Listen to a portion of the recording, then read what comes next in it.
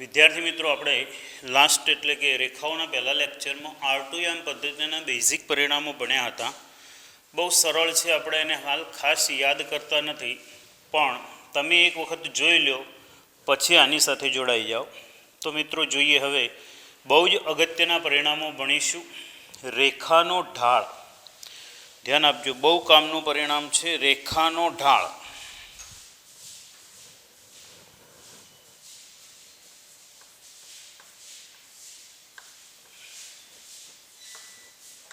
રેખાનો ઢાળ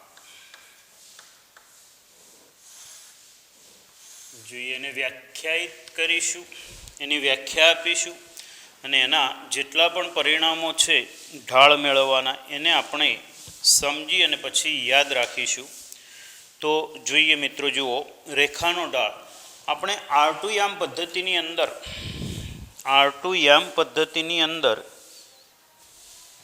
આ પ્રમાણે એક રેખા દર્શાવીએ. આ R2M પદ્ધતિ છે.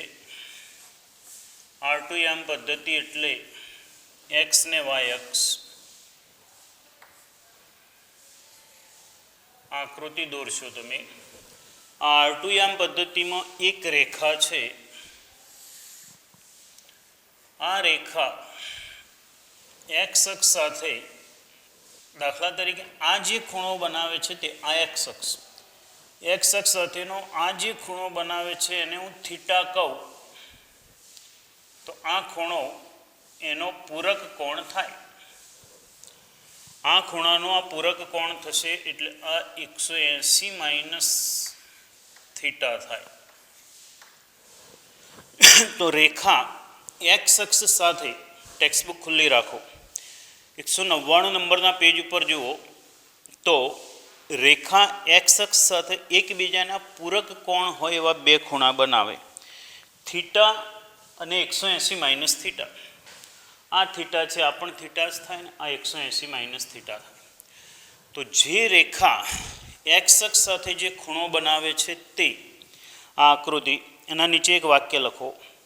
યામ સમતલમાં આપેલી એક રેખા x અક્ષની ધન દિશા સાથે ઘડિયાળના કાંટાની વિરુદ્ધ દિશામાં જે ખૂણો બનાવે, ઘડિયાળના કાંટાની વિરુદ્ધ દિશામાં જે ખૂણો બનાવે તેનું માપ થીટા હોય તો, તેને રેખા Lનો ઝોક કહે છે. તેને રેખા Lનો ઝોક કહે છે.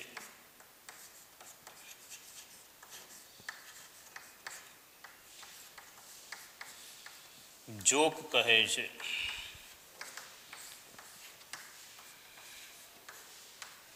જુઓ તો અહીંયાથી થીટાનું માપ 0 થી શરૂ કરીને 180 સુધીનું હોઈ શકે. ફરીથી, યામ સમતલમાં આપેલી એક રેખા x અક્ષની ધન દિશા સાથે, આ x અક્ષ છે, આ એની ધન દિશા છે, એની સાથે ઘડિયાળના કાંટાની વિરુદ્ધ દિશામાં, ઘડિયાળનો કાંટો આમ ફરે, આ ઘડિયાળના કાંટાની વિરુદ્ધ દિશામાં, આ જે દિશા બતાવે છે તે આ દિશા, આ ઘડિયાળના કાંટાની વિરુદ્ધ દિશા કહેવાય.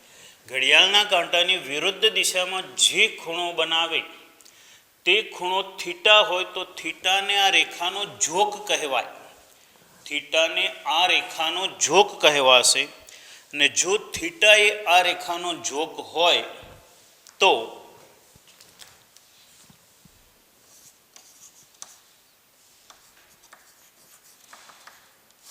જો થીટા એ રેખા Lનો ઝોક હોય તો m = tan થીટાને Lનો ઢાળ કહે છે.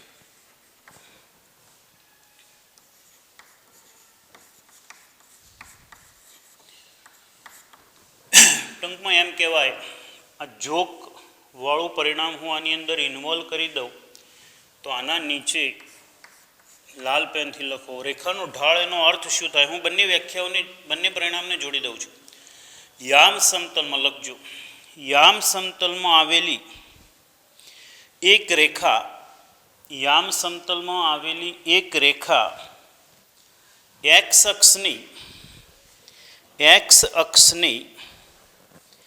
ધન દિશા સાથે, એક્સ અક્ષની ધન દિશા સાથે યામ સમતલમાં આવેલી રેખા એક્સ અક્ષની ધન દિશા સાથે ઘડિયાળના કાંટાની વિરુદ્ધ દિશામાં, ઘડિયાળના કાંટાની વિરુદ્ધ દિશામાં થીટા માપનો ખૂણો બનાવે તો ટેન થીટાને તે રેખાનો ઢાળ કહે છે. તો ટેન થીટાને તે રેખાનો ઢાળ કહે છે. એટલે આ પ્રમાણે ઢાળ વ્યાખ્યાયિત થયો. યાદ રાખશો, બહુ કામનું છે. કોઈ પણ રેખા એક્સ અક્ષની ધન દિશા સાથે ઘડિયાળના કાંટાની વિરુદ્ધ દિશામાં થીટા માપનો ખૂણો બનાવે તો એ રેખાનો ઢાળ ટેન થીટા થશે. જોઈએ હવે બીજી રીત. રેખાના ઢાળ આ એની વ્યાખ્યા થઈ. હવે બીજા પરિણામો, અન્ય પરિણામો ઢાળ માટેના ખૂબ જ ઉપયોગી.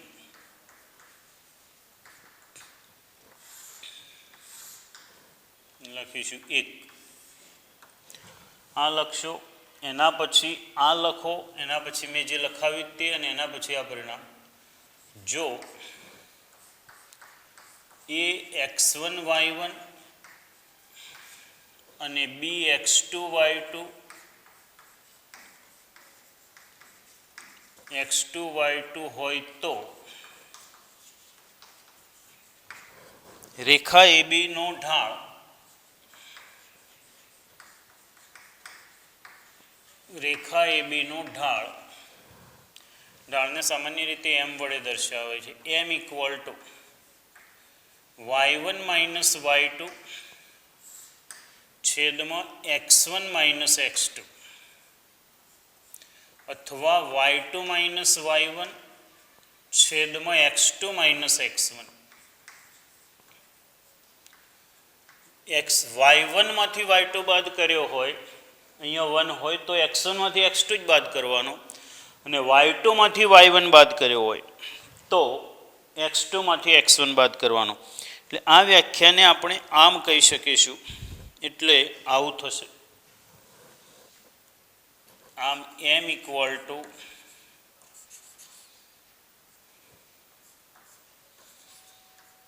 y યામનો તફાવત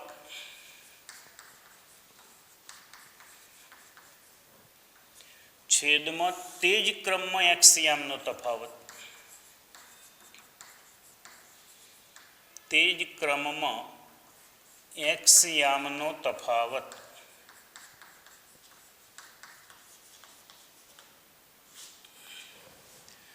y યામનો તફાવત છેદમાં તે જ ક્રમમાં x યામનો તફાવત. એટલે જેના y યામમાંથી બીજા બિંદુનો x યામ બાદ કર્યો હોય, બીજો y યામ બાદ કર્યો હોય, એ જ ક્રમમાં y યામ પણ બાદ કરવાનો. યાદ રાખશો, અગત્યના પરિણામો હવે શરૂ થઈ ગયા. x યામનો તફાવત છેદમાં તે જ ક્રમમાં y યામનો તફાવત છેદમાં તે જ ક્રમમાં x યામનો તફાવત. બે બિંદુઓ પરથી ઢાળ આવી રીતે શોધી શકાશે. ત્યાર પછી બીજું એક છે, બે રેખાઓ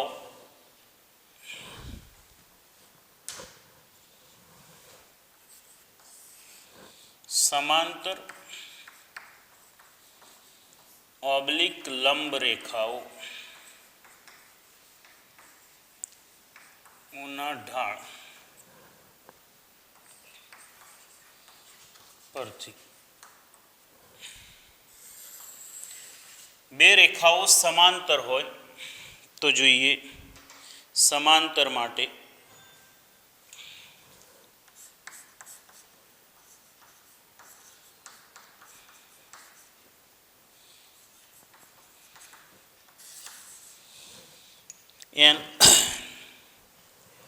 L1 નો ઢાળ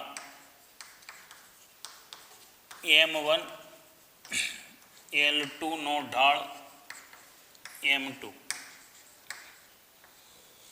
બે રેખાઓના ઢાળ વ્યાખ્યાયિત હોય તો હવે અહીંયા જોઈએ આપણે એક પોઈન્ટ યાદ કરી લઈએ કે જો આ ખૂણો થીટા રહ્યો ને 90 હોય ને, આ ખૂણો થીટા 90 હોય, આ રેખા શિરોલંબ હોય, એટલે જો રેખા શિરોલંબ હોય તો થીટા 90 થાય અને થીટા 90 હોય અહીંયા મૂકીએ તો tan 90 આ વ્યાખ્યાયિત છે, એટલે શિરોલંબ રેખાનો ઢાળ અવ્યાખ્યાયિત થશે.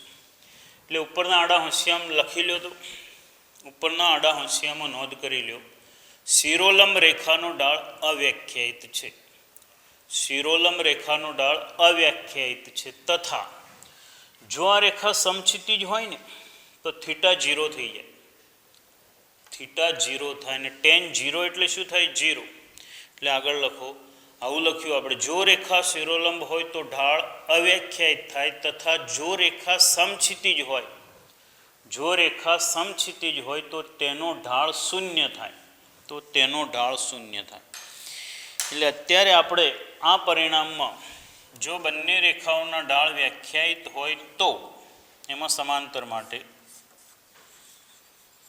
L1 parallel L2 M1 equal to M2, બે રેખાઓ સમાંતર હોય તો અને તો જ તેમના ઢાળ સરખા હોય. સીધી વસ્તુ છે. જો ઢાળ એટલે ખરેખર તો જોઈએ ને તો આ ઢોળાવનો માપ, પછી એનો નંબર એક સંખ્યા માટે એને વ્યાખ્યાયિત કરી દીધું tan થીટા. બાકી ઢાળ આપણે સમજીએ છીએ, ઢાળ એટલે ઢોળાવનું માપ. બે રેખાઓ સરખી ઢળેલી હોય તો બંનેના ઢાળ સરખા થાય તો બંને સમાંતર થાય. બહુ ઇઝી છે, એટલે લખીશું આમ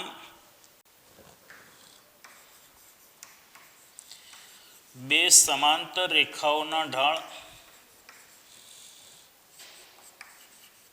બે સમાંતર રેખાઓના ઢાળ સમાન હોય છે. બે સમાંતર રેખાઓના ઢાળ સમાન હોય છે એટલે કે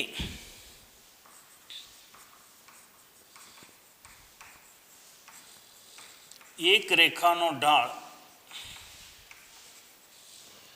m હોય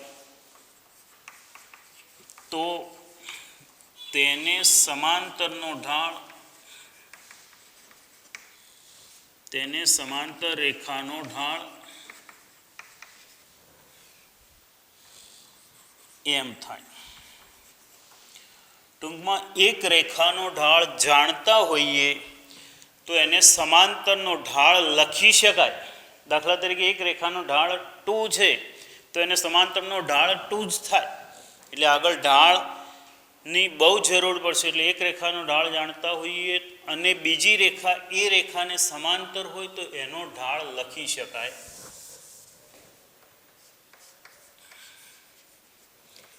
L1 perpendicular L2 if and only if M1 into M2 equal to -1. બે રેખાઓ પરસ્પર લંબ હોય તો ઢાળનો ગુણાકાર -1 થાય. આમ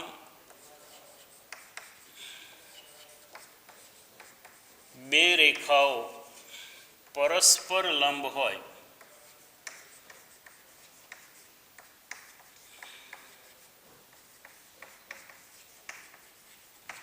તો અને તો જ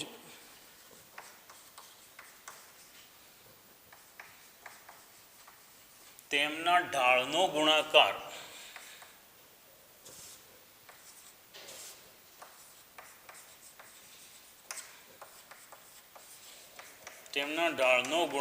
શૂન્ય થાય.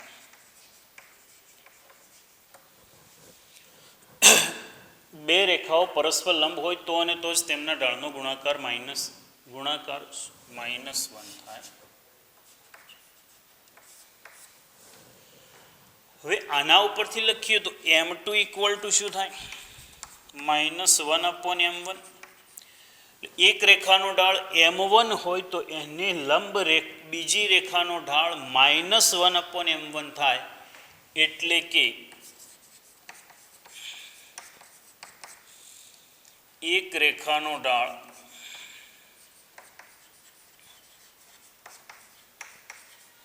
M હોય તો તેને લંબ રેખાનો ઢાળ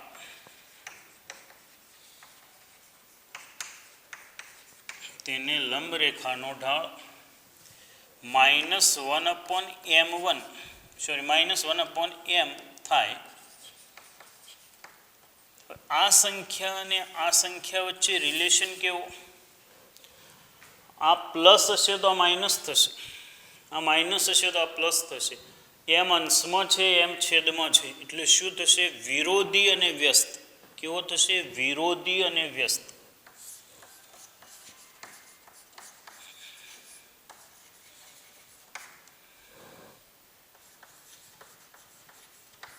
લંબ રેખાનો ઢાળ, એક રેખાનો ઢાળ જાણતા હોઈએ તો એને સમાંતરનો ઢાળ એનો એ જ થાય. એક રેખાનો ઢાળ જાણતા હોઈએ તો એને સમાંતરનો ઢાળ એનો એ જ થાય. એક રેખાનો ઢાળ જાણતા હોઈએ તો એને લંબનો ઢાળ વિરોધીને વ્યસ્ત થાય. દાખલા તરીકે એક રેખાનો ઢાળ m=3 છે તો એને સમાંતરનો ઢાળ 3 જ થાય, પણ એને લંબનો ઢાળ -1/3 થાય, વિરોધી અને વ્યસ્ત. હવે મિત્રો અહીંયા જોઈએ તો આ આપણે પરિણામો લખ્યા બીજા પોઈન્ટની અંદર છે, એમાં ઢાળ વ્યાખ્યાયિત હોય એના માટે છે. પણ જો ઢાળ વ્યાખ્યાયિત ના હોય એવી રેખા તો અસ્તિત્વ ધરાવે. સમજો, હું ફરીથી વાક્ય બોલું છું, સમજો. બે રેખાઓ અથવા એક રેખા, કોઈ પણ રેખાનો ઢાળ વ્યાખ્યાયિત હોય અને જો રેખા શિરોલંબ હોય તો એનો ઢાળ અવ્યાખ્યાયિત હોય. એટલે કે જેનો ઢાળ અવ્યાખ્યાયિત હોય એવી રેખા તો અસ્તિત્વ ધરાવે. આ રેખા છે, દાખલા તરીકે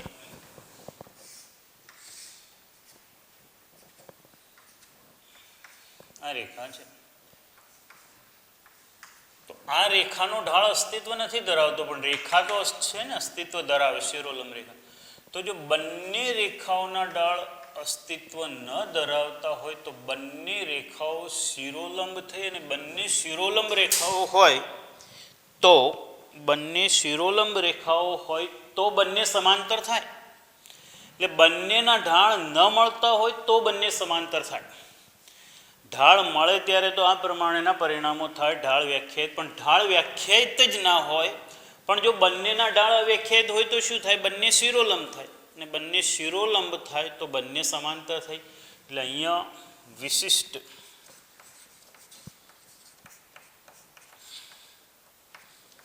એમાં લખો, હું બોલું તે લખો. જો બંને રેખાઓના ઢાળ અવ્યાખ્યાયિત હોય તો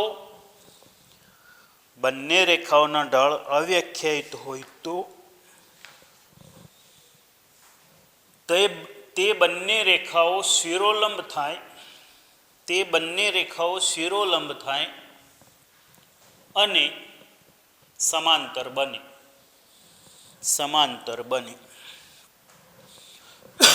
હવે વિચારીએ કે દાખલા તરીકે એક રેખા શિરોલંબ છે તો આનો ઢાળ અવ્યાખ્યાયિત છે, બીજી રેખા સમક્ષિતિજ છે તો એનો ઢાળ 0 થશે.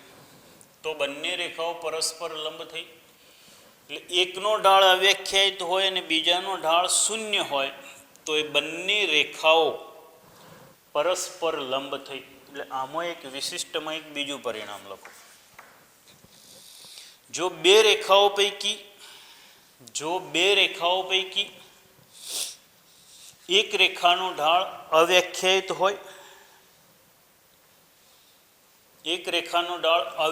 હોય અને બીજી રેખાનો ઢાળ 0 હોય તો તે બે રેખાઓ પરસ્પર લંબ થાય.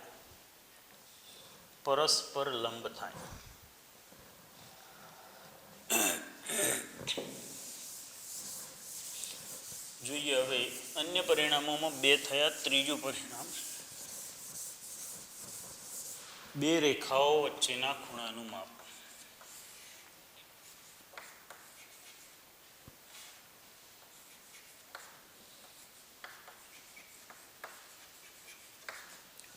બે રેખાઓ વચ્ચેના ખૂણાનું માપ.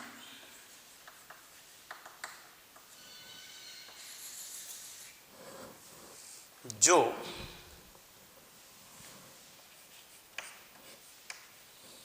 રેખા L1 નો ઢાળ M1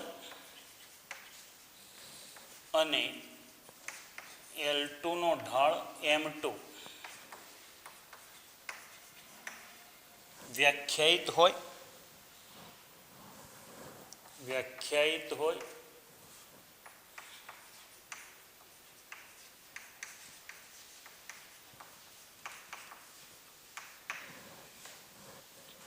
આમાં ઓલરેડી આપણે આ તો ભણી જ ગયા. એમાં જો M1 અને M2 નો ગુણાકાર -1 હોય તો બે રેખાઓ વચ્ચેના ખૂણાને આલ્ફા વડે દર્શાવીએ તો આલ્ફા = 90. બે રેખાઓ પરસ્પર લંબ હોય તો બંનેના ઢાળનો ગુણાકાર -1. અને જો બે રેખાઓના ઢાળનો ગુણાકાર -1 ન હોય તો tan આલ્ફા =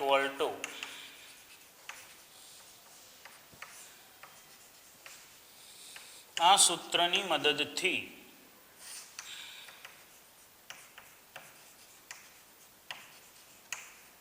આપણે બે રેખાઓનો ઢાળ આપેલો હોય તો બે રેખાઓ વચ્ચેનો ખૂણો શોધી શકીએ. બે રેખાનો ઢાળ આપેલો હોય M1 અને M2 તો બે રેખાઓ વચ્ચેના ખૂણાનું માપ આપણે શોધી શકીએ. એટલે આ બે રેખાઓ વચ્ચેના ખૂણાનું માપ થશે. તો અહીંયા આ ખૂણાને આપણે આલ્ફા વડે દર્શાવીએ તો આ આલ્ફા મળશે. હવે અહીંયા બે ખૂણાઓ બે મળી શકશે. જો બે રેખાઓ વચ્ચેના ખૂણાનું માપ આવું મળી શકે.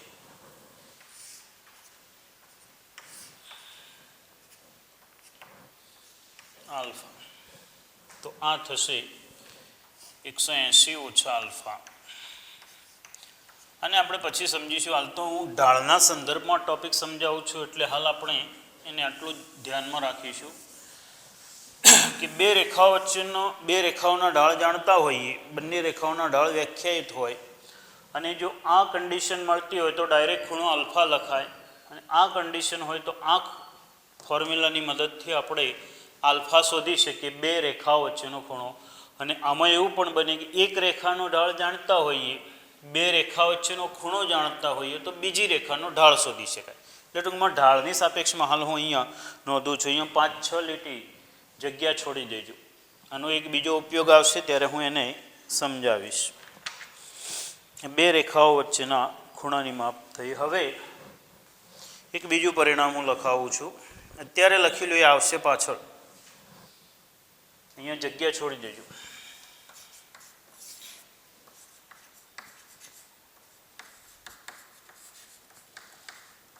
સમીકરણ ax + by + c = 0 રેખાનો ઢાળ. જે રેખાનું સમીકરણ આની મદદથી મેળવી શકાય. રેખાનો ઢાળ થશે m = -a/b. x નો સહગુણક ભાગાકારમાં y નો સહગુણક. -x નો સહગુણક ભાગાકારમાં y નો સહગુણક. તો મિત્રો આપણે આ પરિણામોની મદદથી ઢાળ શોધી શકીશું. ટૂંકમાં અહીંયા ફરીથી હું યાદ કરાવી દઉં. ઢાળ શોધવાના કેટલા પરિણામો છે. તો સૌથી પહેલાં તો જો રેખાનો જોક થીટા હોય, જોક એટલે શું આપણે જાણીએ છીએ, x અક્ષની ધન દિશા સાથે ઘડિયાળના કાંટાની વિરુદ્ધ દિશામાં જે ખૂણો બનાવે એ ખૂણાને એનો જોક કહેવાય.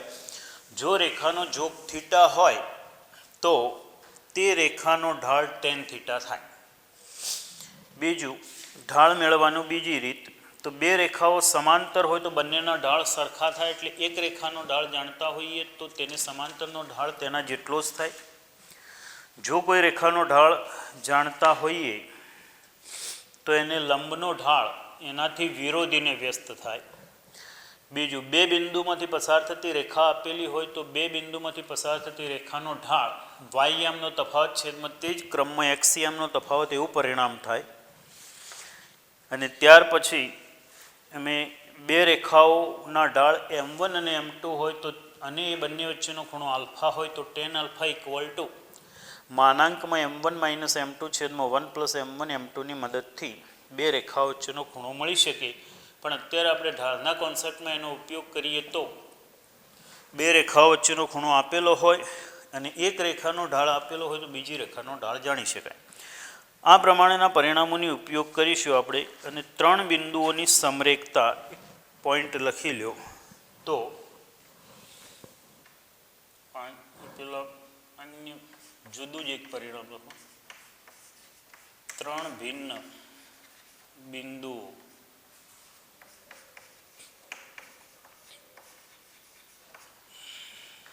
માટે સમરેખ હોય તો જો ત્રણ બિંદુ સમરેખ હશે તો આ રેખાનો ઢાળ છે, ત્રણ બિંદુ સમરેખ હોય એક જ રેખા પર, તો આ રેખાનો ઢાળ તમે એ બી બિંદુની મદદથી શોધો, બી અને સીની મદદથી ઢાળ શોધો કે એ અને સીની મદદથી શોધો, ઢાળ સરખો જ આવે. આ ખૂણો તો એનો એ જ રહેવાનો છે. એટલે જો ત્રણ ભિન્ન બિંદુઓ માટે સમરેખ હોય તો અને તો જ તે ત્રણ પૈકી કોઈ પણ બે બિંદુઓમાંથી પસાર થતી રેખાનો ઢાળ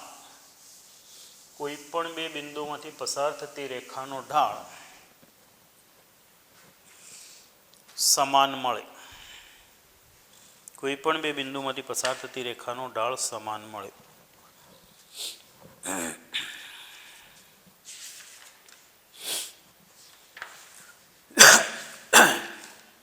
હવે આપણે આટલા પરિણામોનો ઉપયોગ કરી અને થોડાક દાખલા ગણીએ.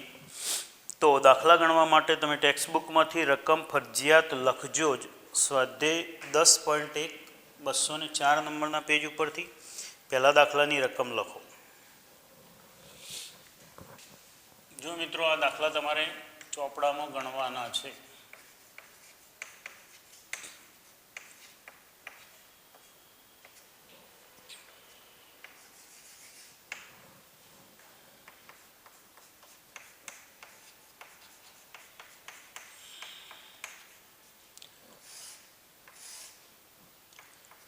વિડીયોને સ્ટોપ કરી રકમ લખી લો. હવે પછી વિડીયો શરૂ કરો, આપણે ગણીએ છીએ એક્ઝામ્પલ. તો જોઈએ આવું કયું છે.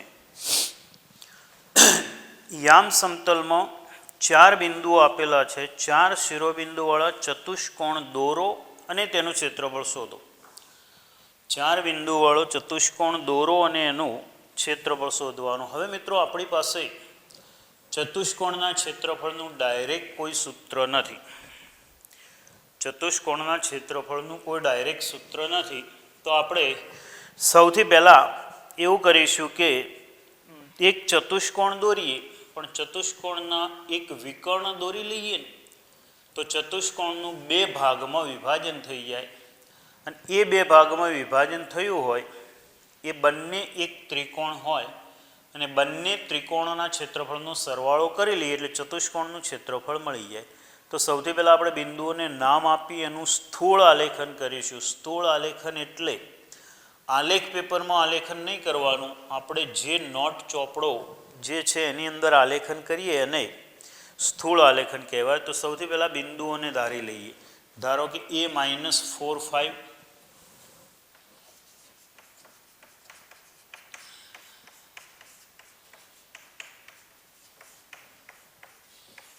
B-0 7, C-5 5 અને D-4 2 છે. ચાર બિંદુઓ છે. ચાર બિંદુઓ જો આ ટાઈપના કોઈ પણ દાખલા ગણો ને ત્યારે યામ એક વખત ફરી જોઈ લેવા. -4 5, 0 7, 5 -5 અને -4 -2. તો જોઈએ એક્સ અક્ષની મોટા મોટી કિંમત 5, વાય અક્ષની 7, ઋણમાં જોઈએ તો -5 અને -4.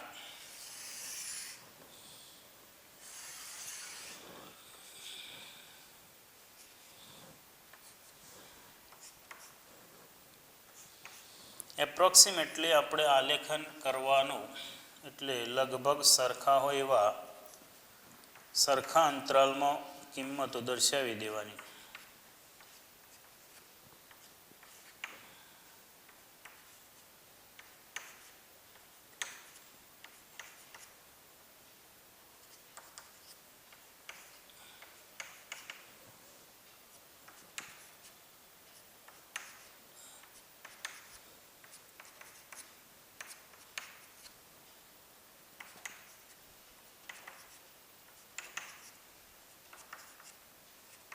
જો આ જેટલું સ્થૂળ આલેખન સાચું હોય ને એટલી તમે અત્યારે તો કદાચ ચતુષ્કોણનો શેપથી અથવા ચતુષ્કોણ કયા પ્રકારનો છે એનાથી કોઈ ફેર નહીં પડે, પણ અમુક વખતે જો તમારું એ ટાઈપનો પ્રશ્ન હોય ને તો જેટલું સ્થૂળ આટલું એક એકમ અહીંયા લીધું એટલું જ માપ અહીંયા હોય ને તો એના પરથી એક્ઝેક્ટ તમારો એનો આકાર પણ નક્કી થઈ જાય.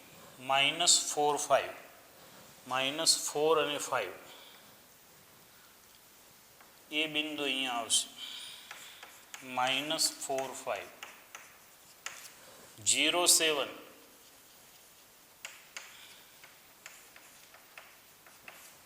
5 -5 5 અને -5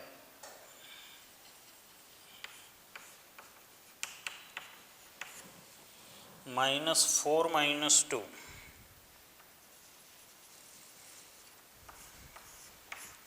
જો આ તો એને આપણને ચતુષ્કોણ દોરવાનું કહ્યું, ખરેખર ન દોરવાનું કહ્યું હોય તોય દોરવો જ જોઈએ.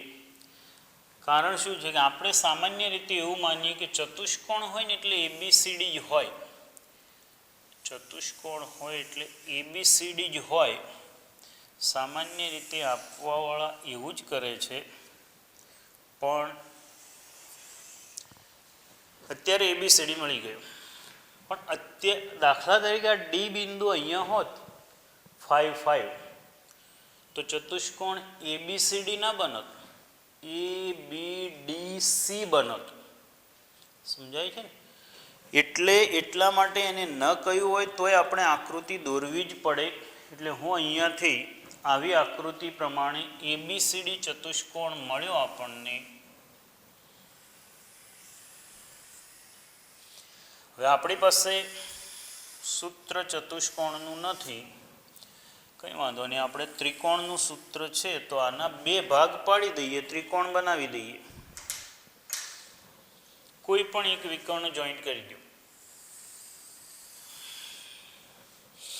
એટલે ચતુષ્કોણ ABCનું ક્ષેત્રફળ, ત્રિકોણ ABCનું ક્ષેત્રફળ શોધીશું અને ત્રિકોણ ACDનું ક્ષેત્રફળ શોધીશું. બંનેનો સરવાળો કરીશું એટલે ચતુષ્કોણ ABCDનું ક્ષેત્રફળ મળી જશે.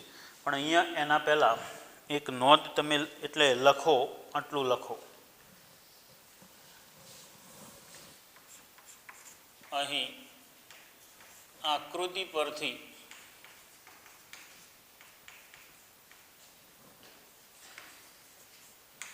ચતુષ્કોણ ABCD મળે છે. હવે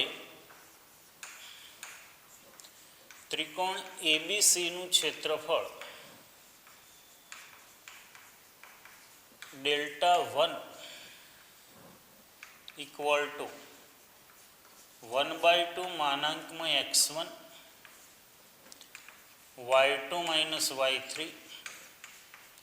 plus x2 y3 - y1 plus x3 y1 - y2 મેળવીશું.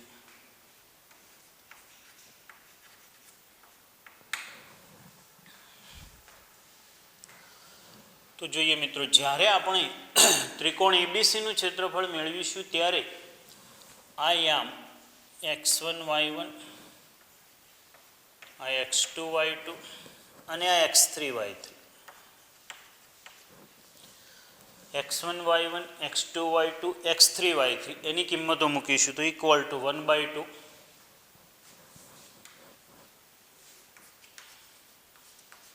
તો હવે આંકડાઓનું કામ આવ્યું એટલે એક પણ નાની ભૂલથી નુકસાન થઈ શકે.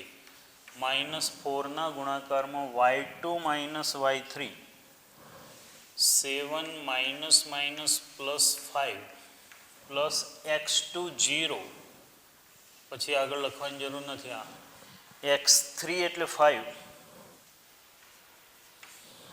y1 - y2 y1 એટલે 5 - 7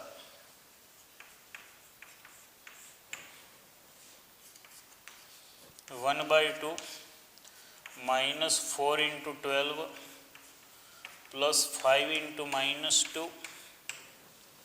1/2 -48 -10 1/2 58 it means 29. બહુ ચોકસાઈ રાખવાની. આ બધા જે કિંમતો મૂક્યા પછીનું છે બિલકુલ સહેલું છે ને સહેલું એટલે જ્યારે આંકડાનું કામ આવે ને ત્યારે ધ્યાન બહુ રાખવાનું.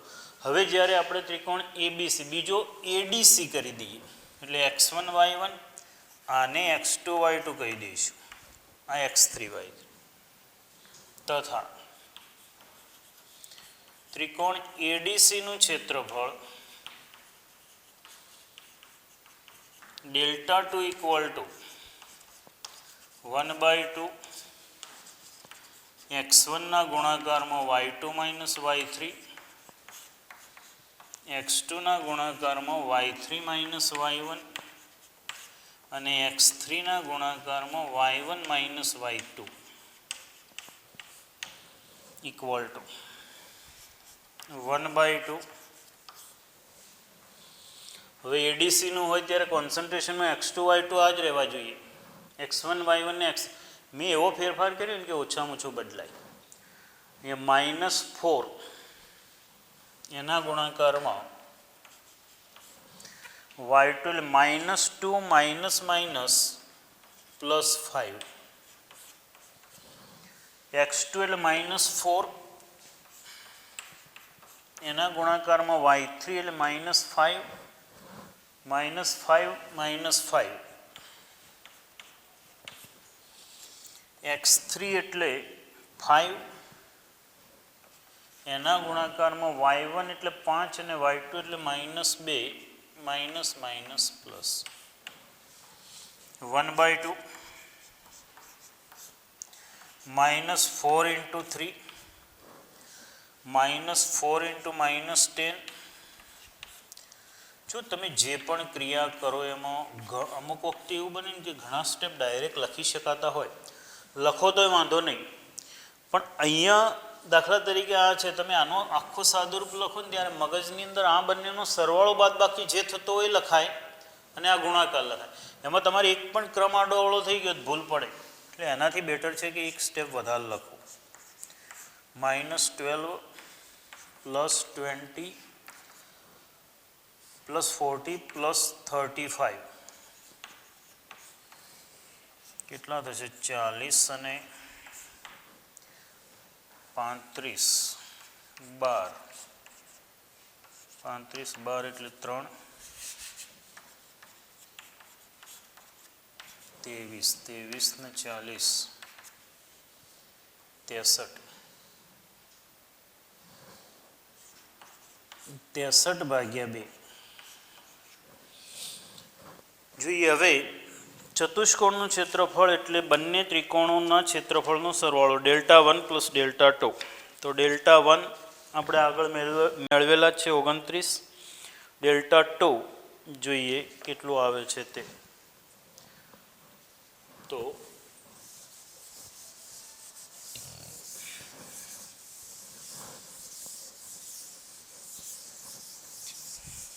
ચતુષ્કોણનું ક્ષેત્રફળ ઇક્વલ ટુ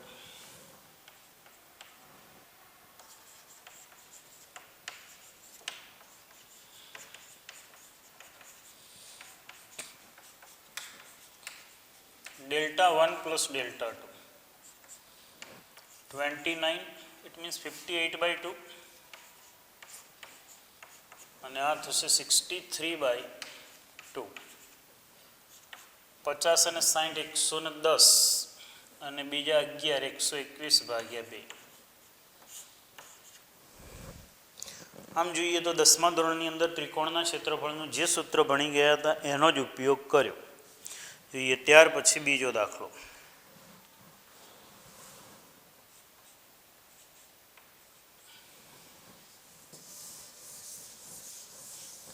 શું કહ્યું છે બીજા દાખલામાં?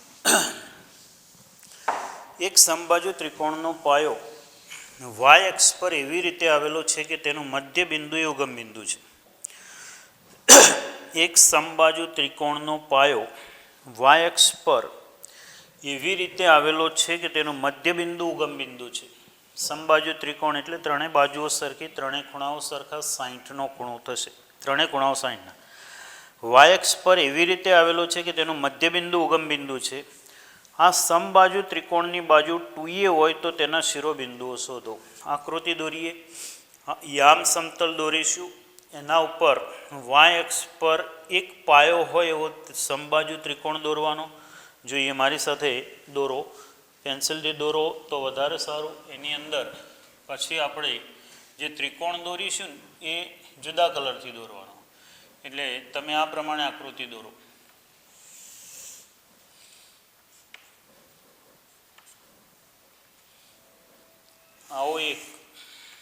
આવું એક યામ સમતલ છે. આ યામ સમતલમાં વાય અક્ષ પર પાયો હોય એવો એક ત્રિકોણ દોરીએ. હવે હું દોરું છું એ ત્રિકોણ આવો થશે. તો જો આવા ત્રિકોણની અંદર અહીંયા એક ત્રિકોણ દોરવાનો જેનો પાયો વાય અક્ષ પર હોય. આ પાયો વાય અક્ષ પર.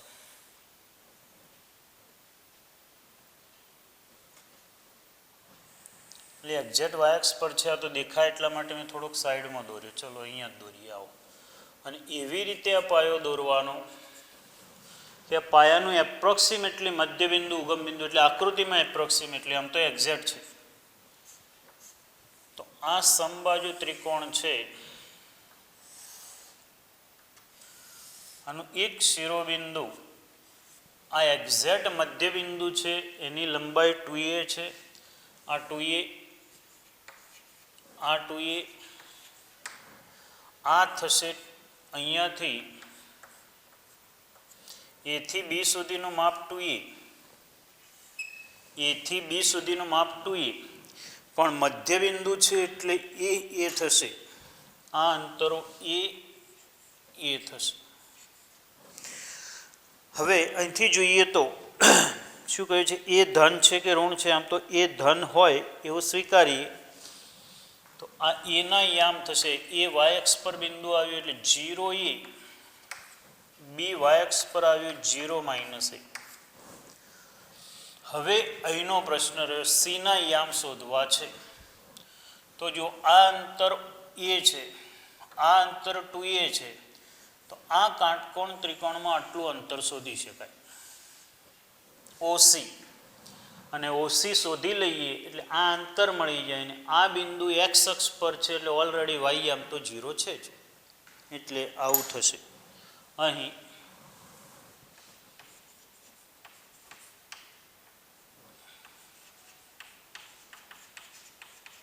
આકૃતિમાં દર્શાવ્યા મુજબ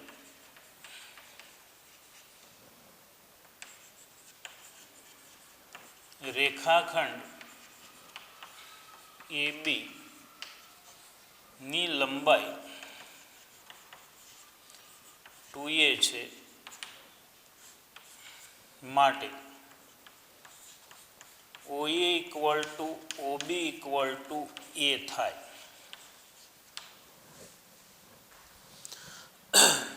અહીં a > 0 લઈએ. ઋણ લઈએ તો કોઈ ફેર ના પડે. પછી આ યામ અહીંયા થઈ ગયા. આપણે તો ટૂંકમાં 3 શિરોબિંદુઓ જ શોધવાના છે. માટે એના યામ 0a તથા બીના યામ 0 માઇનસ એ થાય. હવે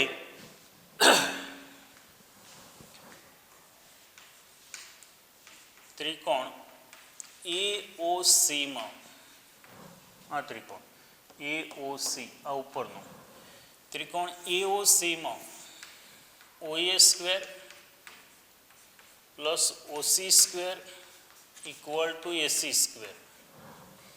ઓએ square plus OC square equal to AC square. Therefore A square plus OC square equal to square of 2a, it means 4a square.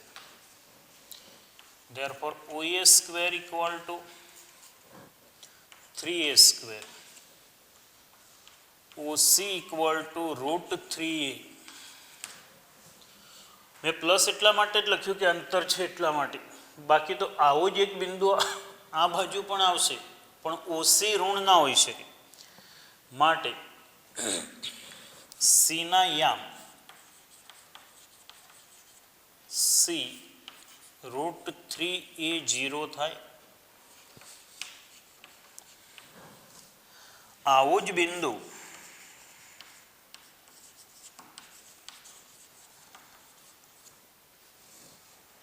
O x dash Kiran O x dash પર C dash minus route 3a0 થાય. આ ઋણ ગણીએ ને તો અહીંયા એક બિંદુ મળે. આ ત્રિકોણ આ બાજુએ મળે ને આ રીતનો એક, એટલે બિંદુઓ આવા થશે. આમ જોઈએ તો એક પેર આવી બને,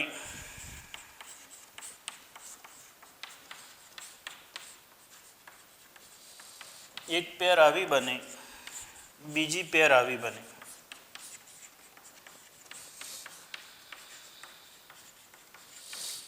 એટલે જુદા જુદા દર્શાવવા જોઈએ, પણ જો આપણે ટેક્સ્ટબુક એમ કહેતી હોય કે એકમાં ચાલી જશે તો પછી આપણને વાંધો નથી. જો એને આપ્યા જ છે જુદા જુદા આપ્યા છે ને, એટલે લાલ પેનથી લખો આને. આમ આમ માગેલ શિરોબિંદુઓ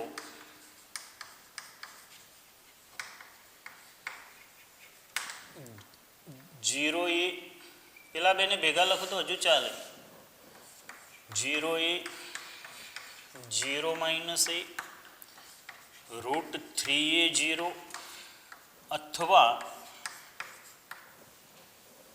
0a 0 માઇનસ એ અને માઇનસ રૂટ 3a0. આ બંનેને ભેગા લખો ને તો ચાલે, આ બંનેને ભેગા લખો તો ચાલે. એટલે એવા થશે. એ યાદ રાખશો. સારો દાખલો છે, થિયરેટિકલ પ્રશ્ન કહેવાય. જોઈએ નેક્સ્ટ એક થર્ડ એક્ઝામ્પલ ગણીએ. જ્યારે PQ વાય અક્ષને સમાંતર હોય, બીજી પોસિબિલિટી PQ એક્સ અક્ષને સમાંતર હોય, ત્યારે બિંદુ Px1 y1 અને Qx2 y2 વચ્ચેનું અંતર શોધો. જોઈએ બે પોસિબિલિટીમાં જોઈએ છે. હવે આકૃતિ દોરીએ, આમ તો જવાબમાં આકૃતિ નહીં દોરો તોય ચાલશે. PQ y અક્ષને સમાંતર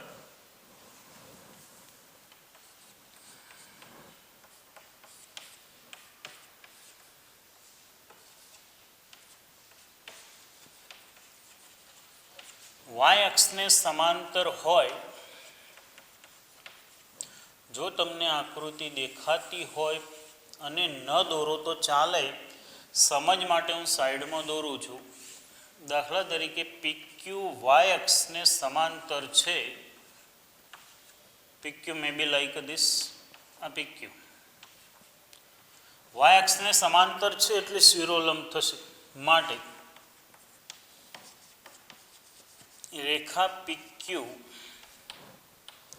શિરોલંબ થાય. અને શિરોલંબ રેખા પરના દરેક બિંદુનો એક્સિયામ સરખો થાય. Therefore x1 equal to x2. માટે P અને Q વચ્ચેનું અંતર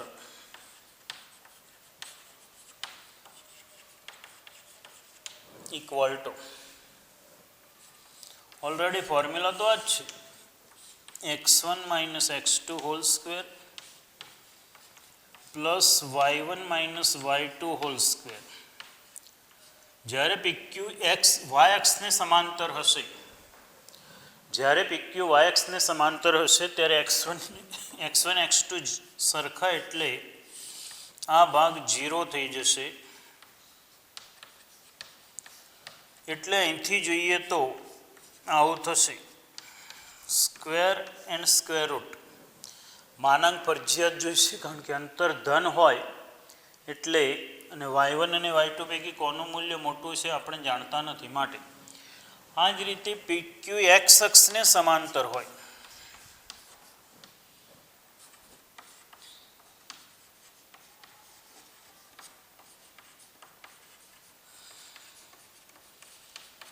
તો સમક્ષિતિજ રેખા થાય. સમક્ષિતિજ રેખા થાય તો y1 ઇક્વલ ટુ y2 અને માટે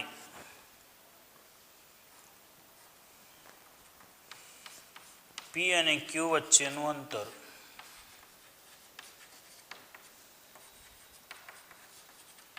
PQ ઇક્વલ ટુ શું થઈ જશે? ડાયરેક્ટ પણ લખી શકાય ને હવે તો,